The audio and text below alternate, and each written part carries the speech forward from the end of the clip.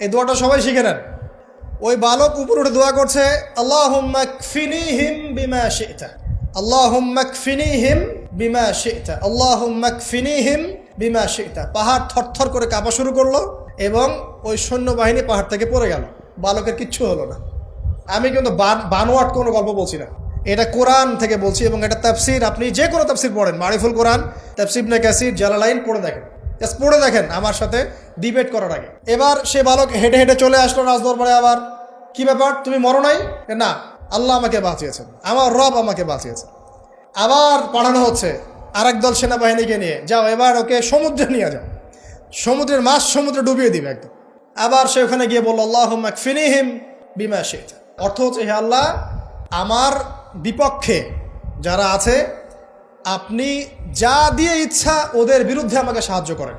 অর্থটা হচ্ছে এমন, আল্লাহুম্মা কফিনিহিম বিমা শি'তা, আল্লাহ আপনি আমার জন্য যথেষ্ট হয়ে যান, ওদের বিরুদ্ধে আমার জন্য যথেষ্ট হয়ে যান, যা ইচ্ছা তাই দিয়ে আপনি হেফাজত করুন। ঠিক আছে, আল্লাহুম্মা কফিনিহিম বিমা শি'তা, ছোট্ট দোয়া। এবার ওই সমুদ্র উত্তাল হওয়া শুরু করলো এবং ওরা জাহাজ থেকে পড়ে গেল।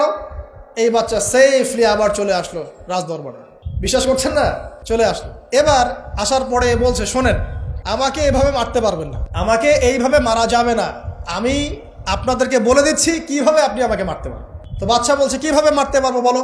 তখন সেই বাচ্চাটা বলছে যে আপনি সমস্ত এলাকার মানুষকে এক জায়গায় জড়ো করবেন, মানে পুরো নেশনের যত মানুষ সবাইকে একটা মাঠে নিয়ে আসবেন, মাঠের মাঝখানে একটা গাছ রোপণ করবেন বা একটা কিছু স্তম্ভ নির্মাণ করবেন, সেখানে আমাকে বেঁধে ফেলবেন। বেঁধে ফেলার পরে আমার এই ধনুক থেকে একটা তীর বের করবেন। তীর বের করে আপনি নিজ হাতে এই তীরটাকে নিশানা দিবেন, দিয়ে বলবেন বিসমিল্লাহ, আল্লাহর নামে, বিসমিল্লাহ, আল্লাহর নামে, বিসমিল্লাহি রব্বি হাযাল গোলাম বলে ছুড়বেন।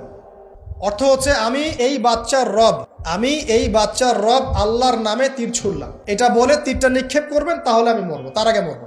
কথা কি বুঝতে পারছি? এবার তাই করা হলো, সমস্ত এলাকার মানুষকে এখানে জড়ো করা হলো। কথাটা ভালো করে বোঝেন, সমস্ত এলাকার মানুষ মানে কি? ওই এলাকার সব মানুষ, মানে মুমিন কাফের যে আছে সবগুলাকে একত্রিত করা হলো। করার পরে বাচ্চাটাকে এভাবে একটা জায়গায় বেঁধে দেওয়া হয়েছে, খেজুর গাছে। তাফসিরে এসেছে খেজুর গাছে। এবার সে এখান থেকে তীর বের করে বাচ্চা বলছে বিসমিল্লাহি রব্বি হাযাল গোলাম, নিক্ষেপ করলো। তীরটা ঠিক, আল্লাহ পাকের দৃষ্টি দেখেন এত সূক্ষ্ম, ওইটাই বর্ণনা করেছেন।